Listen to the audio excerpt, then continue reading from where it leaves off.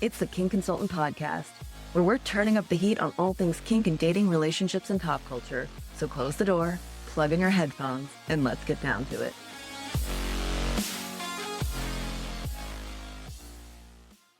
Hey everyone, and welcome to this week's episode of the Kink Consultant Podcast. I am joined by Annette Benedetti, and I am delighted to have her here. For the month of Kinktober, we've done a podcast exchange. I am so excited to get to share Kinktober with you. Likewise. So Annette, you have your own podcast, Talk Sex with Annette, that I was honored to be on earlier this month. And then also you're a sex and intimacy coach as well. And you have OnlyFans, where you give how-tos on sex tips. And then one of the things that made me most excited to interview you today is your guide on your website, talksexwithannette.com. You have an amazing library of articles and maybe even videos where you talk about how-tos. And one of them in particular really got me excited. And that is your how-to or your intro to anal. And as soon as I read that, I was like, okay, all of my listeners need to hear that. So today we're going to talk all things sex and intimacy coaching. I want to hear more about OnlyFans, and then we are going to get deep into anal sex.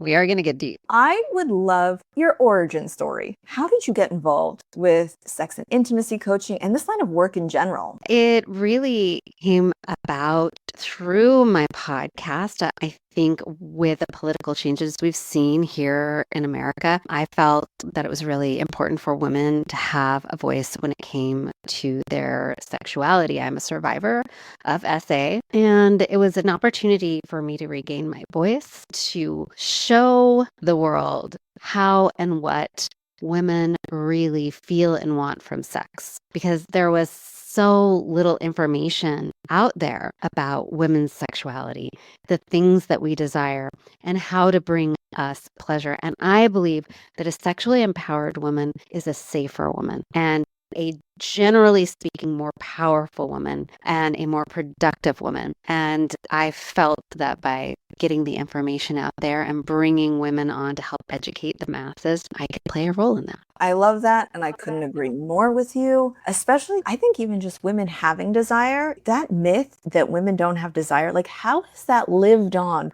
through Sex and the City, through songs like WAP, through so many like cultural moments? But yet the myth that women don't have as high a sex drive, aren't as interested in sex, don't want it, it's prevalent. Like even with some of my clients, they say like, well, women don't want it. I'm like, that is absolutely not true. So that's important. Well, because for a woman to desire sex and all kinds of sex and lots of sex, it has been shamed throughout our history. Because when we are fully embodied sexually, when we embrace that power, because when our sexuality is incredibly powerful, we really are the gatekeepers of sex, right? Yeah.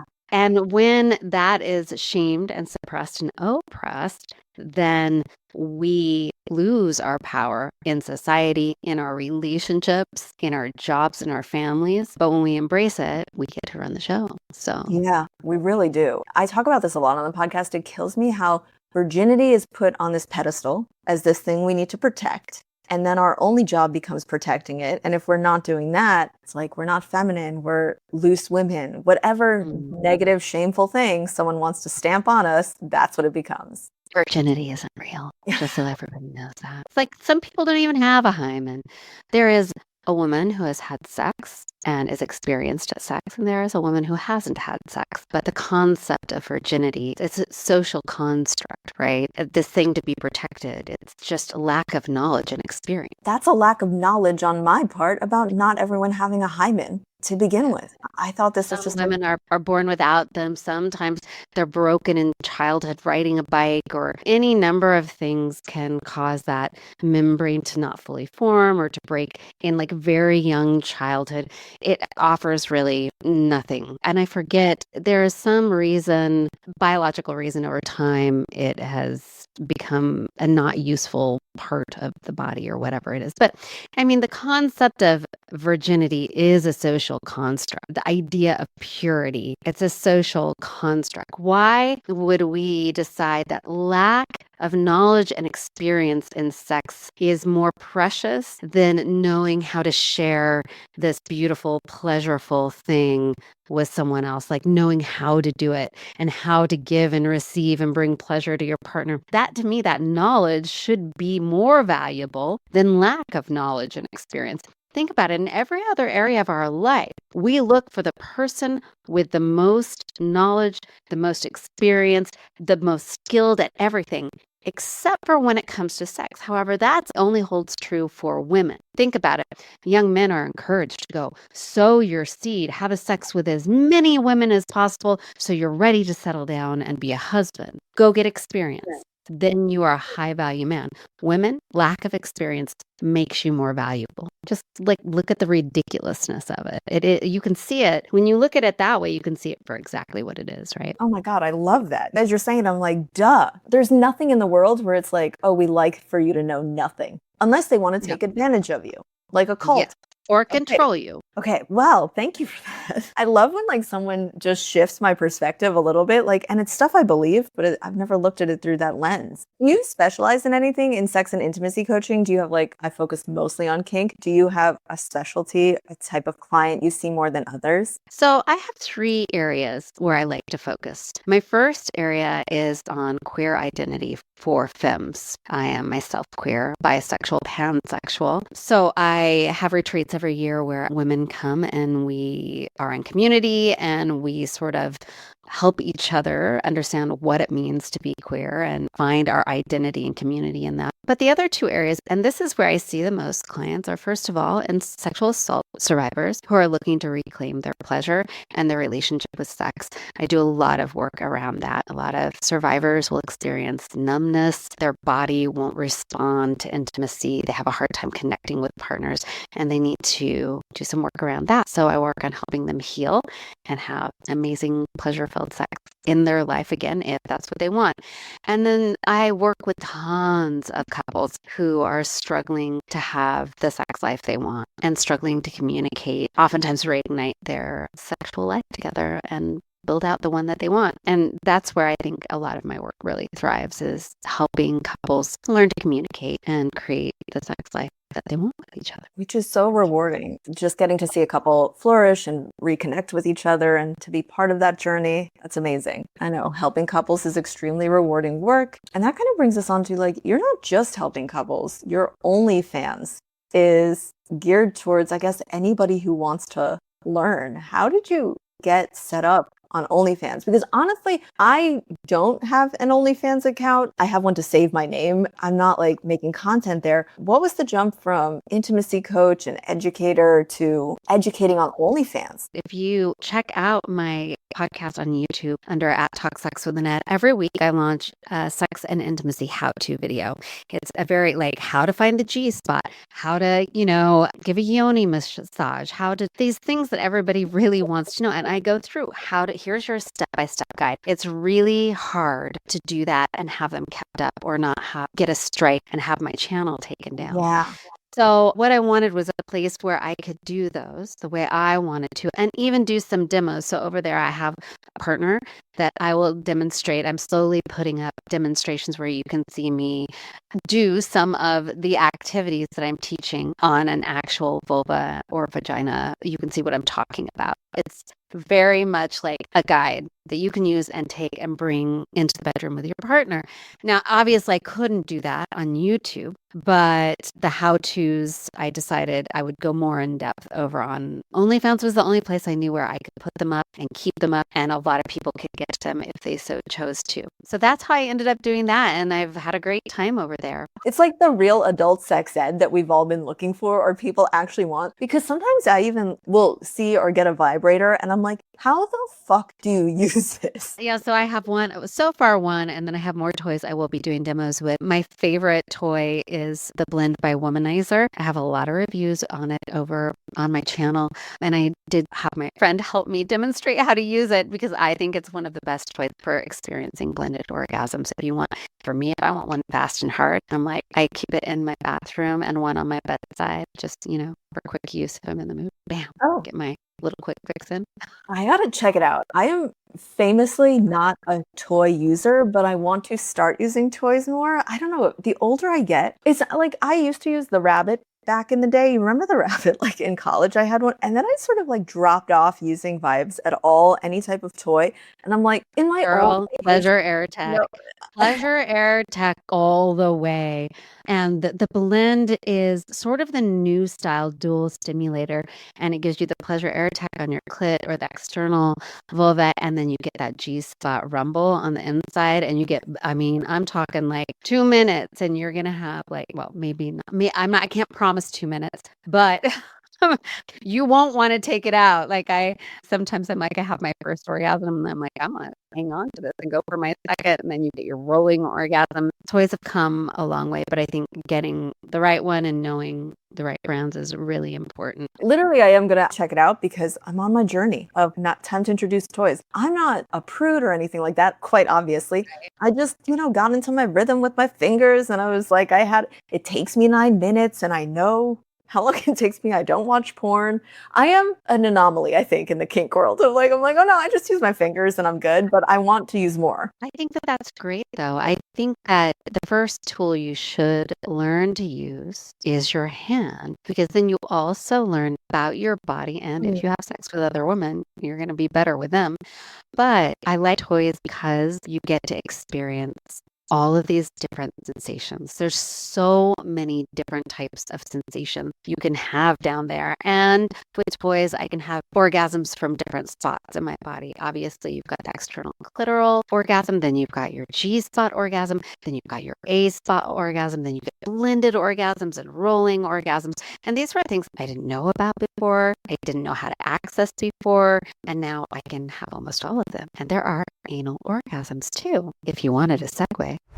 If you've ever thought about doing what I do, becoming a certified sex and relationship coach, this is your sign. The next Somatica certification training starts this month on October 24th, and you can get $750 off your enrollment with code TKC25. Somatica is the world's leading sex and relationship coach training, and getting this certification completely changed my life. It not only helped me become the kink consultant, it's also where I learned to connect deeper, communicate better, and guide people toward pleasure without shame. Let pleasure be your guide on an exciting new career. Sign up today at somaticainstitute.com and use code TKC25 for $750 off. Yes, that's a perfect segue. I was like, let's get into it. So I was going through your website when you were gracious enough to invite me on your podcast. I was like, let's do what might be of interest to discuss. And when I saw this article, it was about anal sex. And I was like, this is part of my current journey. I haven't had much anal sex in my life. And I was like, why not invite my listeners on my journey and have Annette to ask probably the questions that I've been asking and just haven't really known where to go. I mean, I do a lot of research, but I also get a lot of questions about anal sex on my Instagram. Every Monday I do an Ask Me Anything, and you'd be surprised at how many questions come up about anal. Okay. Yeah. I'm going to start with cleanliness because this is a question I recently got of someone who said, I love how honest they were. They were like, you know what? I douche and 50-50, sometimes I end up cleaner, sometimes I end up messier. Or 50-50, it's going to be clean versus messy. And I thought, okay, well, anytime I've done it in the past, I haven't douched in advance of it. And it's always been fine. Fine-ish, I guess. Do you recommend douching every time? I am going to tell you about my process. So first, if you are going to engage in anal play, you have to be prepared for the fact that there may be some poop. We're adults. Let's get real about it. First of all, getting in that mind frame is important. Second, you can choose a couple of different things you could do. Some people, if they are going to have anal sex or anal play, the day before, they will have a high fiber diet. They say that helps with it being cleaner. I don't do any of that because I'm not going to plan ahead that much for anal sex. If I'm going to go and have a sex fest with someone, I assume kind of the butt's going to come into it at some point, either by my invitation or by request. That just is part of my pretty regular sex life, right? What I like to do is I go and I get those bleach bottles for enemas. I dump them out. Dump them out. Don't use what's in them. Dump it out. Wash it out. I fill it up with warm water and I insert it and you only squirt it out a little way. You're not going deep, folks, right? Whatever you're doing in an anal play, it's not going all the way up into your intestine, right? You're just cleaning out that upper portion, or I'm sorry, I guess technically a little lower portion of your anal entry, right? You're going to like squirt them up there. You're going to like sit down and let it come out.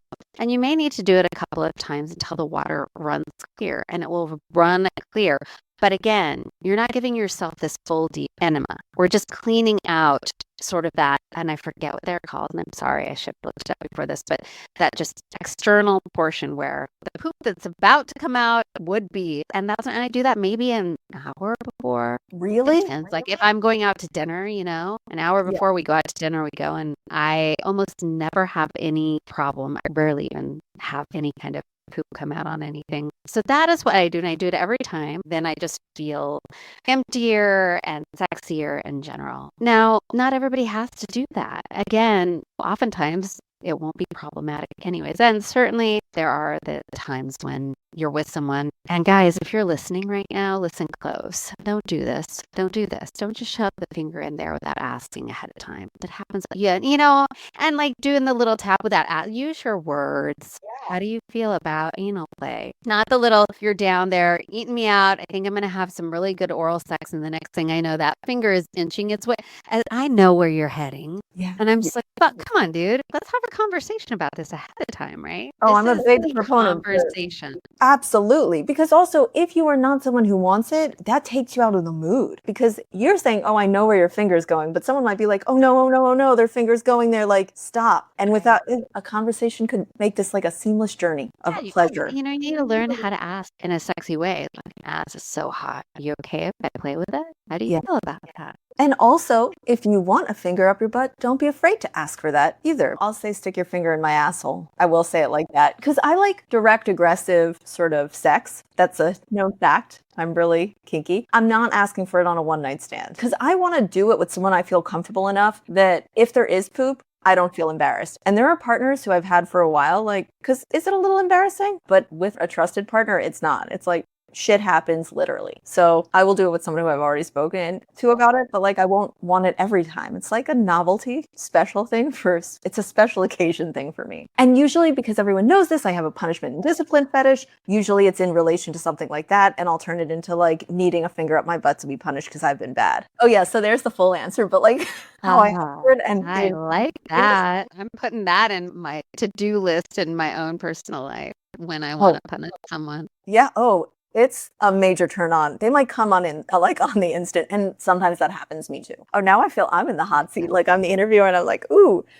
So that's hot. That's hot. Yeah, in the last couple of months, when I masturbate, like, yes, I don't use vibrating toys right now, but sometimes I'll put a butt plug in because I like the added pressure. I have started doing that because I do enjoy anal play. Obviously, I'm looking for ways to expand, but I rarely have had anal sex in my life. So this is all a little new to me. Right. So definitely adding a plug when you're receiving vaginal sex can intensify the pleasure you feel from the vaginal sex, right? And part of that is, I believe, the length of the clitoris. You get more direct stimulation because you're fuller on both sides of it. It's hot. It feels good. Yeah. And you can work up in size, right? There are the anal training beads. They call them beads, or plugs. There are different kinds you can use. I personally love glass. Yeah, I love the way nice, cool glass when it's like lubed up, slipping inside me. However, if you are new to anal play and you're nervous and it feels like too tight or too painful, starting with some that are softer and silicone and squishy and have more give and that are elongated, right? Don't go get the bulbous plugs. You want ones that are, I wish I had one in front of me to show you. Hold on. I know, do you have some? Hold on. Okay, so I know you wish you had some. I just happen to have some with me. That is fantastic. Yeah, let's All see right. what you have. I'm gonna judge your plugs. Okay. So I I have like this is a great segment. these are my favorites and always have been. So I've used these for years, just not as frequently as I do anymore. This is the small one. Why do we both have the same set of anal plugs and I love them so much? They're Look amazing. at I that. love the weight on them. Like to your point, right? I like how long this section is because then it feels like cozy and comfy. Sometimes I'm loving this right now. Okay. Sometimes, and then here's the medium sized one. I'm gonna be honest, the large one is currently drying on my bathroom sink, so I'm not bringing that out here. It is clean, but it's just drying. Again, the length here, sometimes if it's uncomfortable, what actually needs to happen is I just need to push it in a little bit further. You can do that when you have this extra length. This is my go-to, this training. We have the same kit and I love them too. I feel like the glass, when you lube it up, really just slips in easily too. And right when you're like, oh, it's too tight and too uncomfortable, that's usually when you give the little push and then it's inside and resting right where you want it to. The weight is nice. It feels really good inside. Now, again, there are ones that we're showing on this episode are cylindrical, right? There Yeah. are some that are, I believe, silicone based. I want to say, is that right? Silicone, right? I don't like those because I do think they retain smell a little bit. Yeah, I don't use them. I would say that would be a short term. Maybe they feel more comfortable for some people who are intimidated by glass and the rigidity of the glass, but I prefer the glass. Okay, I do too, and I'm not as much a fan of these, but for people who get fearful of them slipping inside, which in my early days as a kinkster definitely happened. I love how I'm like, oh, I'm not that into anal, and then I'm like, let me bring out all these plugs and talk about all of my experience using plugs in my past. It's definitely that kink thing of like the kinkier you get, the more normalized everything becomes, and you're like, oh, I actually forget how into anal I am. Okay, I like these if I'm nervous for any reason that it could slip inside. Sometimes I'm just a little more anxious than usual. So again, glass, but that bulbous stuff we were talking about, not as much a fan. But it does have the long thing. And then my last call out, and then I swear this that you've heard my entire history. I do like the silicone ones because I like a vibrating butt plug during one of my favorite sex positions is 69A with a vibrating. Are we the same person? No. People hate it. And I'm just like, oh my God. And I don't care if I'm with a penis owner or a vulva owner. I'm like, fucking for me, it's the mouth to genital connection. It's like this full circle. And I connect the pleasure with this happening to my vulva with my mouth for some reason. It's that. You're in sync. There's a connection. So I am pretty straight based for the purpose of this conversation. Even when it's with a penis owner, it's still like there's a symbiosis of something of it's like you're matching each other's energy or trying to, and that's how it works. And that's part of the turn on. God, I love that. Yeah, I love that position. And people are like, oh, I get too distracted doing my thing. Well, don't be distracted. Be like embodied. Have the cock in your mouth, have the mouth on your pussy and be embodied and be just like in it, like in the sensation and moving with it. That, if you can get there with that position, then you are like, and yeah, that is a great time with consent to slip a finger in the ass. Then it's like, dang, going over the edge. You're firing on all cylinders at that point. And it is, I'm so glad to find someone else who agrees it's a wonderful position. So many people shit on it now online. They're like, oh, 69's overrated. It's like, I assure you it is not. It is not.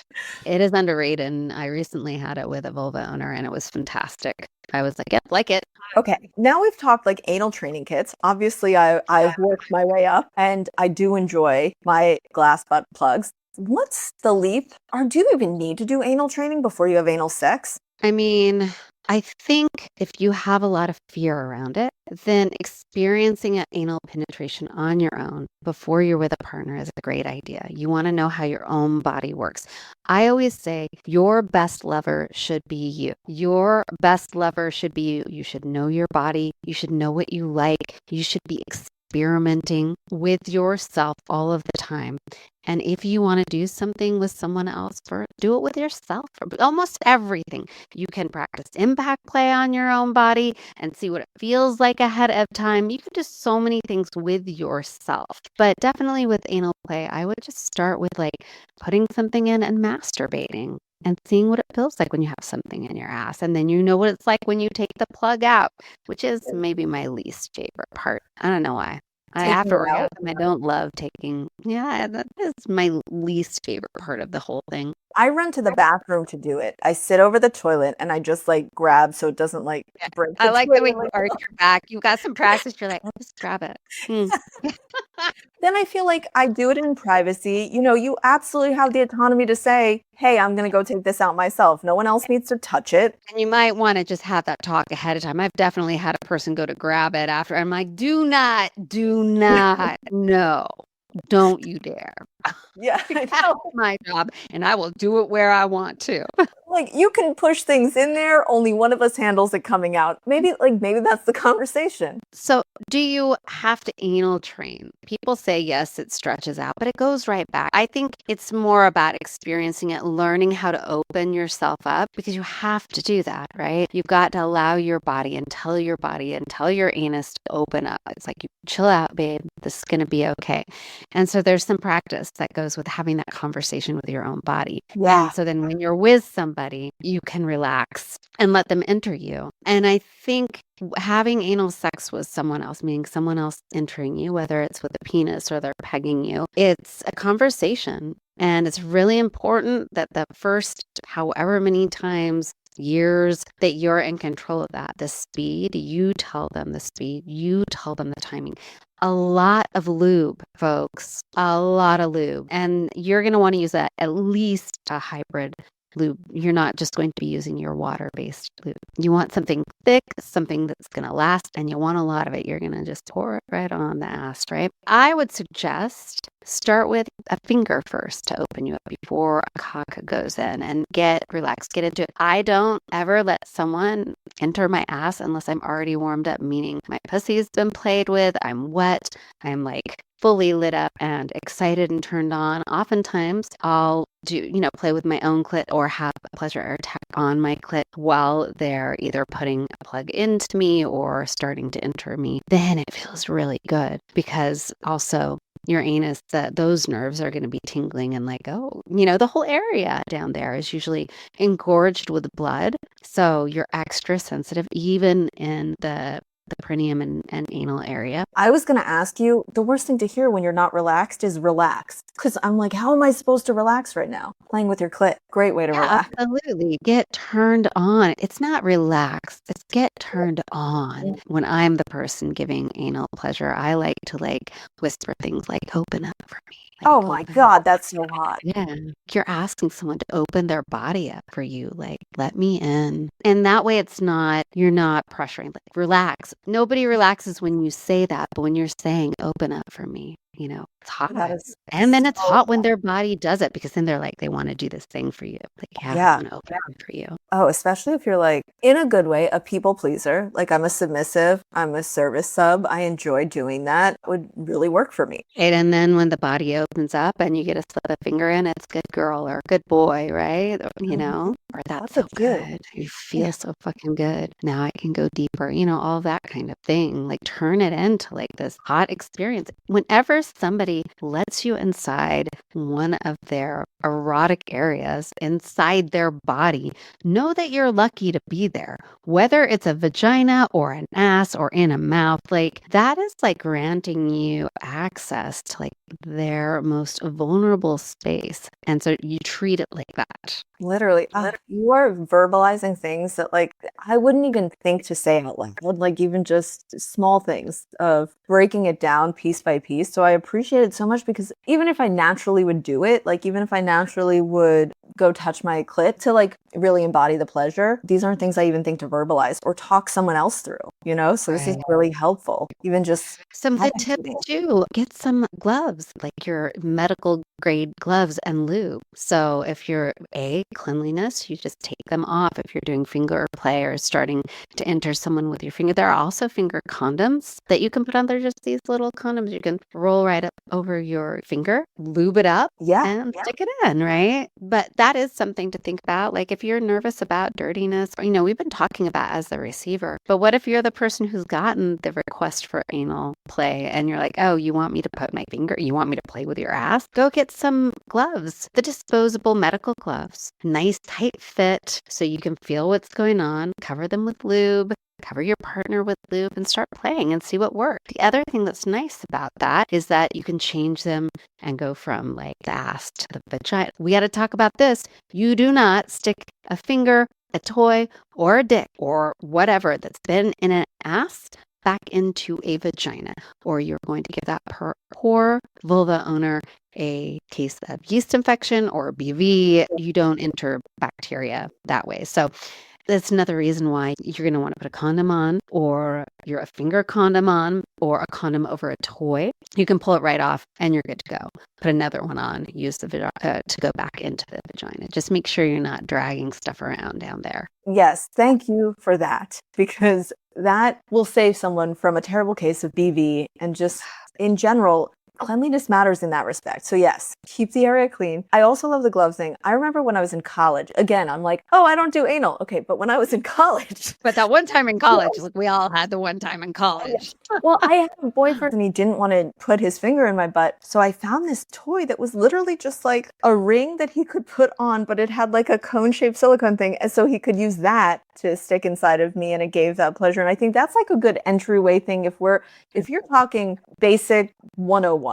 Like a toy like that could be helpful too for someone to just even like be the giver. Because you're right. I don't want to shame someone who's uncomfortable with giving. There are little entryways to it. And I've been there. I mean, I remember the first time I pegged someone. I was a little bit like, oh no, what's going to happen? Is there going to be poop all over this when I take it out? And sometimes there was. And you just sort of like, you roll with it, but it's rare, to your point. I'm just going to give you my top tips here, right? Obviously, you can have your condoms, have some pH balanced wipes right there. If you pull something out and just want to wrap it in a wipe, set it to the side, have a towel underneath you or a blanket that you can pull right off your bed after any anal play. So you don't even have to see if there's a mess, right? Lights are low. Maybe but you don't know. You get done. You get up to go to the bathroom. You pull that sheet off, throw it in the dirty clothes. Nobody has to see or know anything, right? Always have maybe a little towel. I love to have warm towels or just towels right next to me so that after sex, regardless of whatever kind of sex I'm having with somebody, I can always give them just a towel to put kind of pressure over them and their, like, whether it's vulva, their ass, whatever it is, so they can feel covered and they can feel warm and they can wipe away lube or whatever they want to right there. It's a little bit of aftercare, right? Men specifically. I want to talk to you for a minute. I know that a lot of you are real curious about women's assholes. You want to get there fast. You meet a girl, you're going to have sex with her, and you're like thinking about her asshole right off the bat. Get to know the vagina before you go for the asshole. You can bring up the fact that, when you're talking about your likes and dislikes, I like anal sex or whatever it is. But a lot of women complain about and have experienced, first time with a guy, and he's like right off the bat, hey, how do you feel about butt sex, And she's kind of like, well, can we see how it goes with the vagina first? Yes. They have that discussion and give a little reverence to our vaginas first, right? Yes. It can be jarring when a guy, we haven't even gotten to sex, it's the first time we've been together, and you're already sticking your finger in my ass before, or asking or hinting at it. And I'm like, hey, can you first learn how to learn my stuff first? I also think there's like I don't want to be too prude, but I do think there's a progression to your point of like, okay, it is starting there, and getting comfortable there and really learning each other before moving on to something that I think is less commonly explored and a little newer. Do you remember that episode of Sex and the City, like from 25 years ago, where everything stopped because Charlotte was asked to have anal sex? We're not far beyond that in time and even conversation. Like, I don't know which of my friends have or have not had anal sex. I've talked to them about sex, but not anal. All of my friends have definitely had anal. Yeah, me and my friends, obviously, we talk about sex all the time. And I know that some of them don't enjoy it often. They're like, I'll do it every once in a while. I love, with the right partner, anal sex, anal play. I love performing it on other people, especially if I'm in more of a dom role. It's like super hot for me. It's not a must. If I have a partner that was like, I'm never going to do that. I have had partners. There are plenty of other things to do. Yeah. And look, you can find partners just for anal play if that's something you really want to do. But we're talking in terms of a relationship here or starting to have sex with someone who is going to become a long-term partner. Who knows if you have the talk up front and you're both like, yeah, I fucking love anal sex. Stick it in me right now. Great. But if you're in sort of a more traditional relationship where you just met and you're learning each other's sexuality, it can be a real turn off to a woman, even one who enjoys butt play. If you haven't had the conversation, you haven't gone down and like learned how to give me oral pleasure or how to finger me properly. People are bad at fingering, and fingering is like an art form. I think it's an art form, one that I love to perform. If you haven't even learned that, but you're trying to stick your finger in my ass, that's irritating. Also, once a finger goes in my ass and I start to feel, and it always happens, they start to trail it back to the front. I'm like, and it sucks to be nervous that that's going to happen because we haven't had the conversation. If we have the conversation, I'm going to be like, I'm totally into that. Just remember, once something goes in the back door, it's not going back to my vagina until it's been washed. I will have that conversation every time. And also, like, it's okay. Just go wash your hands then and then come back. Like, if you want your scene to progress in a different direction, that's all you need to go do. But, like, have that conversation. Oh, your faces can be so scolding looking. I love it because I'm like, make that face to me again. If you are playing with someone who has a prostate, right? And milking the prostate, that is something that I learned to do. Not many people have asked me for it in like recent years. When I try and explain it to people, I don't even know, again, one of those things where I don't put words to it. I'm just like, personally, my approach has always been, I sort of rub it the same way I rub my clit, and I've always gotten really good reviews on that. But what would you say to someone who is dating someone with a prostate who wants a prostate massage? What would your advice be for them? To the person who's finding out that their partner wants a prostate. Yes. So first of all, the prostate is likened to the woman's clit. Or G spot. Some people say G spot. Some people say clitoris. It can bring so much pleasure to your partner. And so many men feel so much shame around anal penetration, and they miss out the pleasure that they could experience. So you might at first be like, oh my God, you want me in your ass? I get it. A society has told you that, take a beat, say, I hear you. I'm going to go do some research. I just want to know more about what you're asking about. Do not shame your partner, because in that moment, if they're going to be vulnerable enough to ask you, you shaming them, shutting down or freaking out can do a whole lot of bad damage to your sexual connection and future of your sexual communication. Like, it can really put a damper on your sex life. So if it freaks you out, just take a beat and say, oh, I'm not familiar with it. I'd love to know more. I'd like to have time to kind of research it, and then go and do some research. Find out about the prostate. Find out about how milking happens.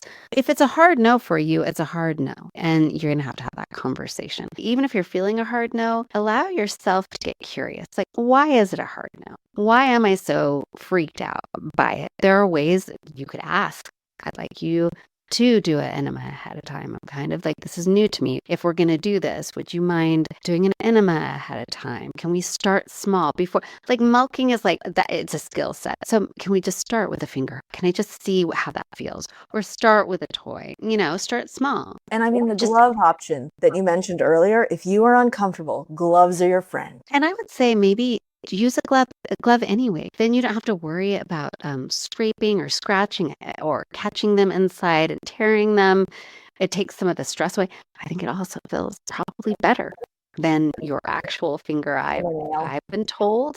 Use some of the tips I said. Prep for it, right? Prep for it. Have a blanket or a towel laid out under them. Turn the lights down low if you want it to be candlelit, if you're kind of freaked out by the idea at first, right? So you're not seeing in detail if there happens to be any mess. Have wipes next to you. You could even get a warm, wet washcloth or disposable cloth that's wet next to you. So as you take your hand out, you can wipe it off and just throw it away and not even see it. Whatever you need to do to kind of get used to it. Set yourself up for success, but don't yuck someone's yum who is your partner, who's somebody somebody you love, even if it's something you decide to not move forward with, don't do that because that will hurt other areas of your sex life. Maybe you're going to want them to do something to you. How would you feel if you were like, I really want you to go down on me? And they're like, I do not want to put my mouth on a genital. That can freak some people out, right? Yeah. And also, if you're being asked, you're not being expected to be an expert in it. No one needs to be some like pro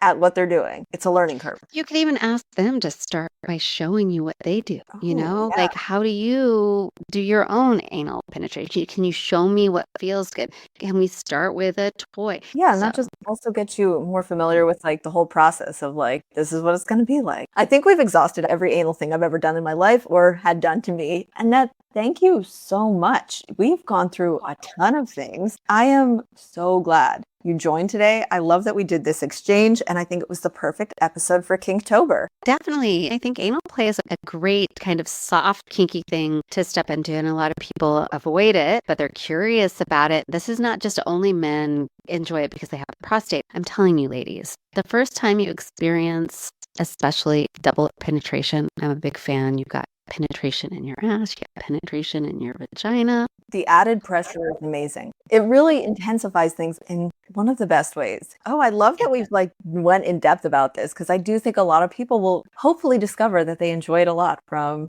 the stuff we've talked about today. Absolutely.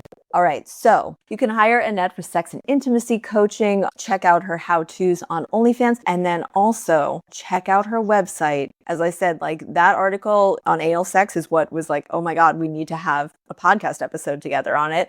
You have so many great resources there. So talksexwithannette.com. I highly encourage everyone to go check it out. And you can check out Annette's podcast on YouTube. You can find me with my handle at talksexwithannette on YouTube. And I've got tons of videos over there about anal sex and butt stuff. So perfect. All right. Thank you so much, Annette. Really appreciate it. And I'm wishing you and everybody else a very happy Kinktober.